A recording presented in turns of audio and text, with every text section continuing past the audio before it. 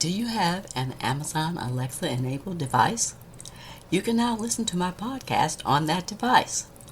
Just go to Alexa Skills, search for K-12 Education Untangled, click Enable to enable that skill, and voila!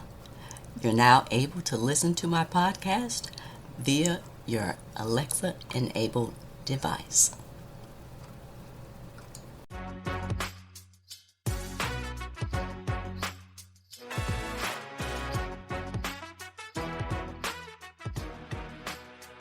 Welcome to another episode of K-12 Education Untangled.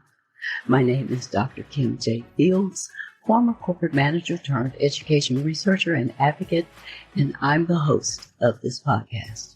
I got into this space after dealing with some frustrating interactions with school educators and administrators, as well as experiencing the micro-discriminations that I faced as an African-American mom raising my two kids who were in the public school system. I really wanted to understand how teachers were trained and what the research provided about the challenges of the public education system. Once I gained the information and the insights that I needed, I was then equipped to be able to successfully support my children in their educational progress. This podcast is at the intersection between education research and parental actions. If you're looking to find out more about the current trends, issues, and themes in education that could affect you or your children, and you want to know the specific actions you can take to support and advocate for your children, then you're in the right place. Thanks for tuning in today. I know that staying informed about K-12 education topics is important to you, so keep listening. On today's episode, I'll be sharing my thoughts about the difference between knowledge and wisdom, the limitations of each, and the power of having both. Have you ever wondered why some people seem to have a wealth of knowledge, yet others possess a deep well of wisdom? As we age, we begin to understand the difference between knowledge and wisdom, noting that knowledge isn't everything. Do you remember when you graduated from high school that you thought you knew everything? And when you graduated from college, you thought you knew even more? Then you grew older, entered your 30s, and realized the role that wisdom has in your life. You began to respect the wisdom of the elders and appreciated their insights and perspectives. Not that I'm saying that all old people are wise. My mother used to say that just because a person is older doesn't mean that they're not a fool. I was talking with Lisa the other day, shout out to Lisa, about this very topic, knowledge versus wisdom. She gave a perfect example of a guy that her fiance works with who was complaining about being married. It seemed that he was several years older than his wife, and he lamented about the fact that he married a model. He was disappointed that she didn't seem to want to pursue a more long-term career because at the moment she wasn't working, nor did she seem to be interested in working. He's a doctor who married a model and soon came to realize that a lot of models' careers are over at 28. He was, quote-unquote, counseling Lisa's fiancé to not get married because of his experience. He had the knowledge that was required to be a doctor, but no wisdom about choosing a life partner. There is a difference between knowledge and wisdom. I unravel the nuances behind knowledge and wisdom and discover how they shape our lives in profound ways. Let's get started. I'll talk about knowledge first. In the realm of knowledge, there are various types that play distinct roles in shaping your understanding of the world. Some of the key types of knowledge to consider include explicit knowledge. This type of knowledge is formal and codified, easily transferable through language, documents, or data. It includes facts, theories, procedures, and other structural information that can be articulated and shared explicitly. There's also tacit knowledge. Tacit knowledge is more personal, experiential, and difficult to articulate. It's rooted in individual insights, intuitions, and practical know-how that often come from direct experience and cannot be codified. Then there's procedural knowledge. Procedural knowledge pertains to knowing how to do something, such as skills, techniques, or processes. It involves the practical application of knowledge in specific tasks or activities. Another type of knowledge is declarative knowledge. Declarative knowledge refers to factual information or knowledge about concepts, principles, and relationships. It involves understanding what something is or how things are related. Conceptual knowledge is another type of knowledge. Conceptual knowledge focuses on understanding abstract ideas, theories, or frameworks. It involves grasping the underlying principles that govern a particular domain of knowledge. And finally, there's meta-knowledge. Meta-knowledge relates to knowledge about knowledge itself. It includes awareness of one's learning processes, cognitive strategies, and ways of acquiring, organizing, and utilizing information. Each type of knowledge has unique insights and opportunities for personal growth and professional growth. Knowledge helps you understand what life is all about. However, many people don't know that they don't know, and others think they know when actually they know nothing. I've shared the different types of knowledge, but how is knowledge acquired? Acquiring knowledge is a dynamic and multifaceted process that involves various methods and approaches. There are some common ways in which you can acquire knowledge. One is through education. Formal education, such as attending schools, colleges, or training programs, is a structured way to acquire knowledge. It provides a systematic curriculum, expert advice, and opportunities for learning through lectures, discussions, and assignments. 2, you acquire knowledge through experience. Experiential learning plays a crucial role in acquiring knowledge. Through first-hand experiences, interactions, and practical applications of skills, you gain insights, develop expertise, and deepen your understanding of different subjects. 3, through observation. Observing the world around us, studying phenomena, and analyzing patterns can lead to knowledge acquisition. By keenly observing nature, human behavior, or societal trends, you can gather valuable information and insights. 4, through reading and research. Engaging with books, articles, research papers, and other written materials is a fundamental way to acquire knowledge. Reading expands your perspective, introduces new ideas, and fosters intellectual growth. Researching topics of interest allows you to delve deeper into specific areas of knowledge. 5, through reflection. Reflecting on your experiences, thoughts, and actions is a powerful way to acquire knowledge. Through introspection, critical thinking, and self-assessment, you can gain insights, identify patterns, and extract valuable lessons for personal growth. And finally, you can acquire knowledge through interaction and collaboration. Engaging in discussions, sharing ideas, and collaborating with others can facilitate knowledge acquisition. Interacting with diverse perspectives, seeking feedback, and participating in group activities can broaden your understanding and stimulate intellectual curiosity. These approaches to acquiring knowledge are interconnected and complementary. By embracing a holistic approach to knowledge acquisition, you can cultivate a lifelong passion for learning and personal development.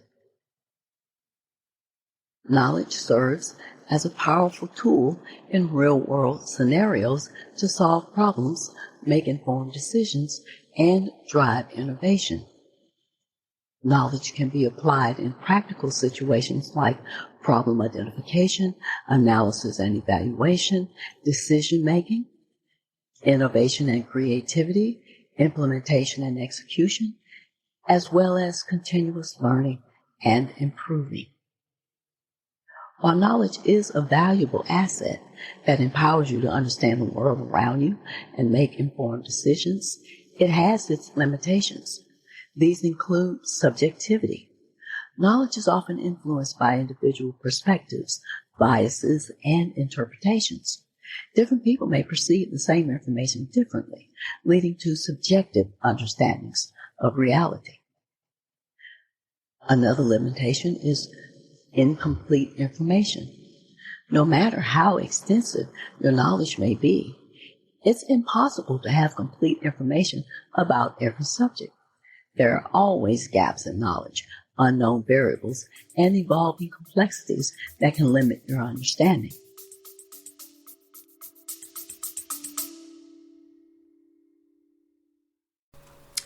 Loving my show? Consider being a regular subscriber. You can subscribe for as little as $3 per month. Just go to https://tinyurl.com/podcast support. There's no contractual obligation. You can cancel at any time. If you choose to subscribe, I'll give you a special shout out thanking you in an upcoming episode. Remember, that's https://tinyurl.com/podcast support to subscribe.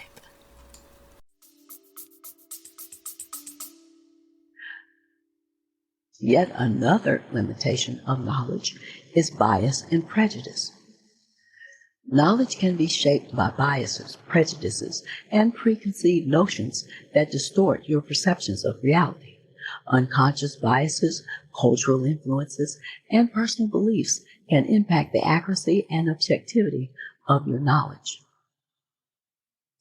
Changing nature of knowledge is another limitation. Knowledge is dynamic and constantly evolving. What may be considered true or valid knowledge today may be challenged or revised in the future.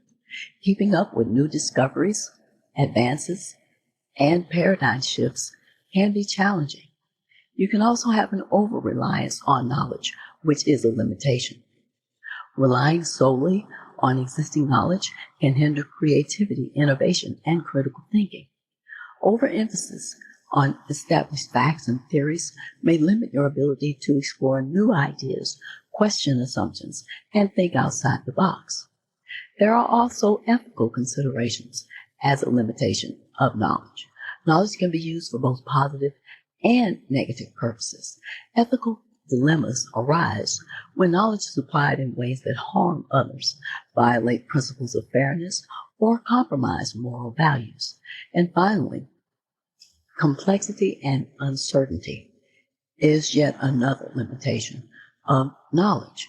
Some problems are inherently complex and uncertain, defying straightforward solutions based on existing knowledge. Navigating unpredictability and ambiguity requires a nuanced approach that goes beyond traditional knowledge boundaries. Understanding the limitations of knowledge can foster humility, open-mindedness, and a willingness to embrace uncertainty. By acknowledging these constraints, you can cultivate a more holistic and nuanced perspective on the nature of knowledge and its implications for decision-making and problem-solving. Now let's shift gears to talk about wisdom. There are 5 key aspects of wisdom that can provide a more comprehensive understanding of this profound quality. 1. insight, and intuition. Wisdom often involves a deep sense of insight and intuition that goes beyond surface level understanding. Wisdom enables you to perceive underlying truths, patterns, and connections that may not be immediately apparent. 2. Emotional intelligence. Emotional intelligence plays a large role in wisdom. Wisdom encompasses empathy, compassion, self-awareness, and the ability to navigate complex emotions and relationships with grace and understanding. 3. Practical judgment. Wisdom is closely linked to practical judgment and sound decision-making. Wise individuals often draw on their experiences, values, and ethical principles to make choices that align with long-term goals, moral integrity, and the greater good. 4. Humility and open-mindedness. Humility and open-mindedness are important aspects in cultivating wisdom. Wise people are willing to acknowledge their limitations, learn from others, and consider diverse perspectives without arrogance or rigidity. And 5. Ethical and moral compass. Most wise people demonstrate a strong moral compass, integrity, and a commitment to ethical behavior. Wisdom guides you to act in ways that promote justice, fairness, and the well-being of others.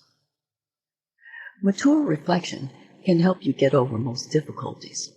It's better not to put off thinking through a situation and handle it before it becomes unmanageable. Just as you matriculate the courses necessary to earn a degree in college, in life, wisdom is passing a matriculation of experience. Wisdom is about recognizing that what seems so urgent in youth was usually not all that serious. Being wise is to put up with all kinds of silliness and recognizing that it's just craziness. It's about recognizing the timeliness of adding an insightful perspective.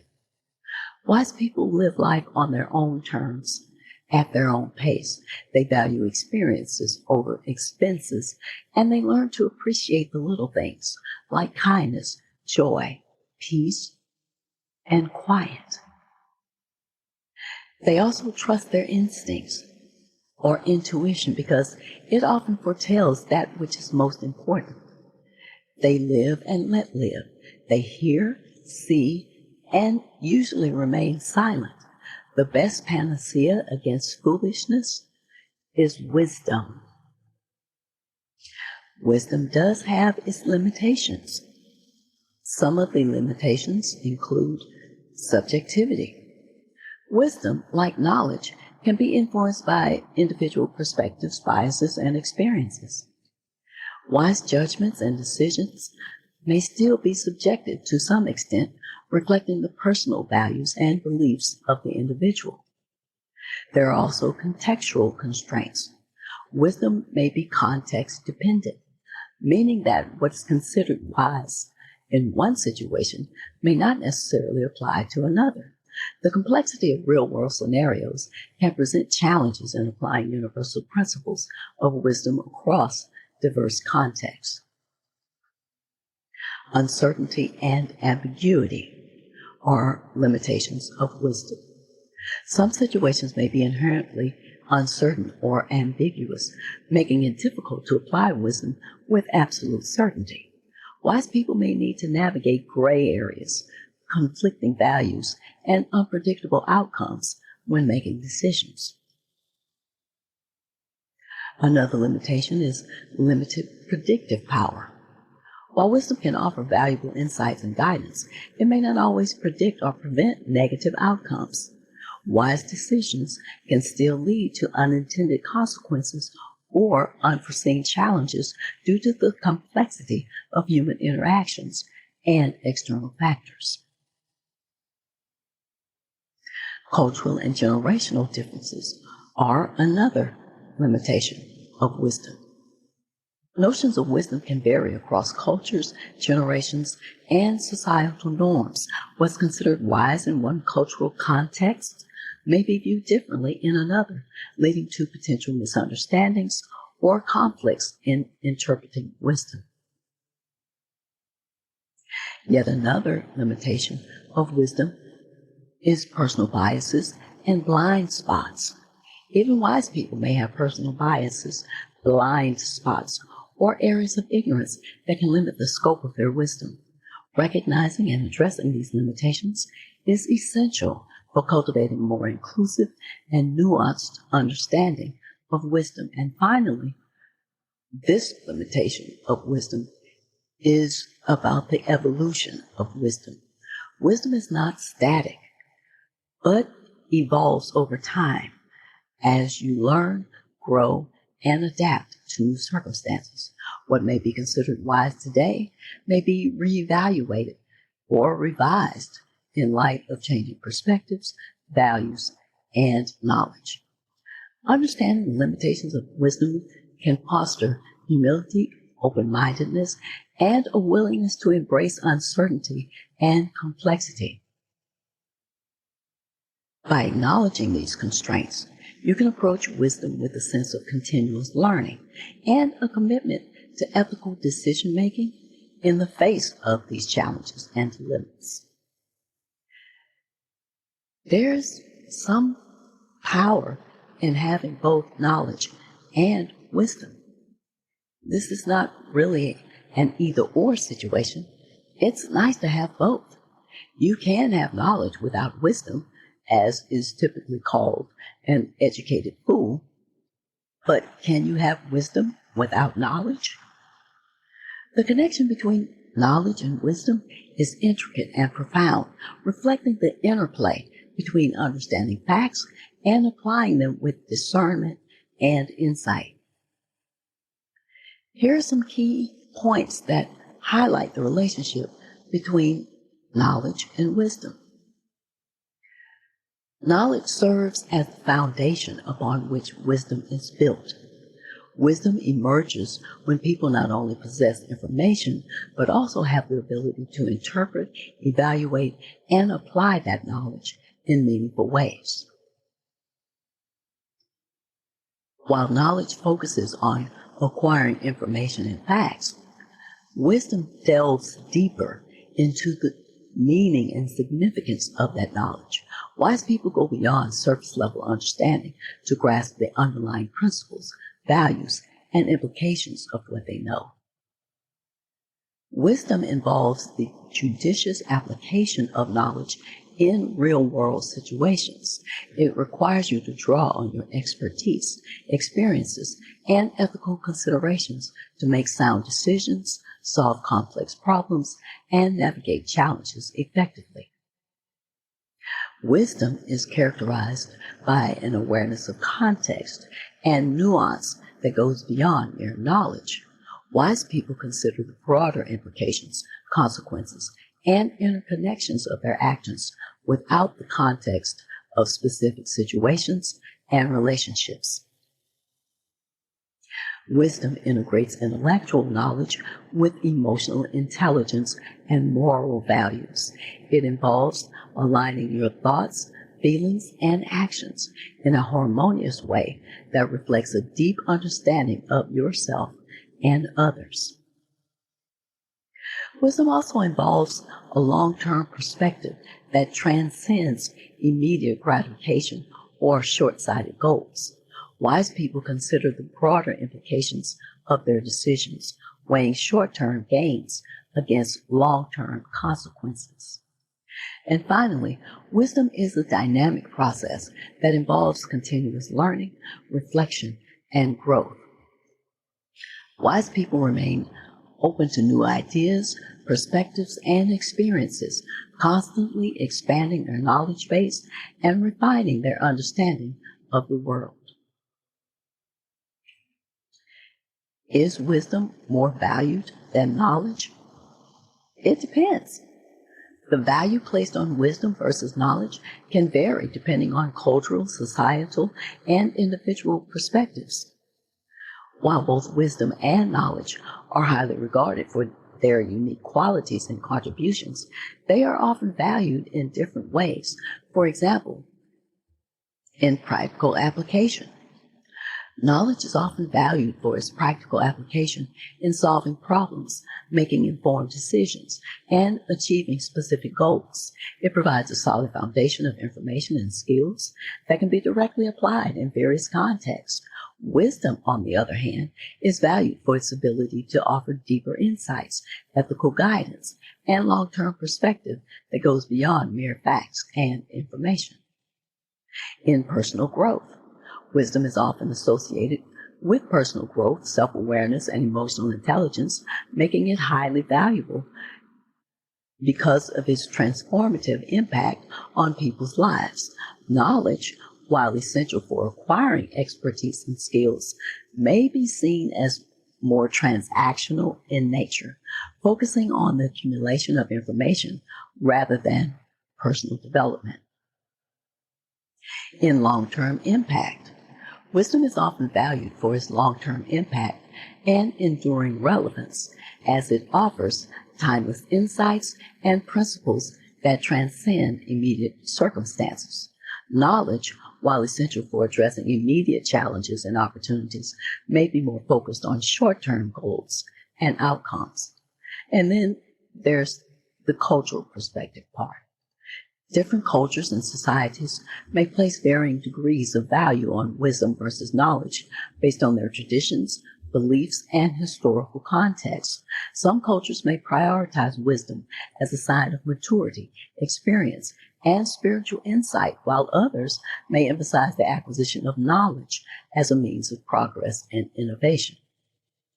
Ultimately, both wisdom and knowledge have their own intrinsic value and significance in shaping a person's understanding of the world and guiding their actions. While knowledge provides the tools and information needed to navigate the complexities of life, wisdom offers a deeper, more holistic perspective that integrates knowledge with emotional intelligence, ethical considerations, and personal growth. As is the usual case for these personal thought-sharing episodes, where I close with either a clean joke or a quote, I provide these quotes for your consideration. Knowledge comes from learning. Wisdom comes from living. Anthony Douglas Williams. Knowledge is knowing what to say. Wisdom is knowing when to say it. Anonymous. Knowledge is learning something every day. Wisdom is letting go of something every day. A Zen proverb.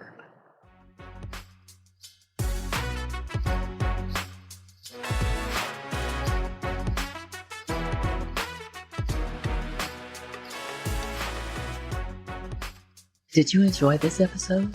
If so, then do me a favor and leave me a rating or a review on Apple or Podchaser. This will really help my rankings and entice others to listen to the show. And share this episode with anyone that you think would find it valuable.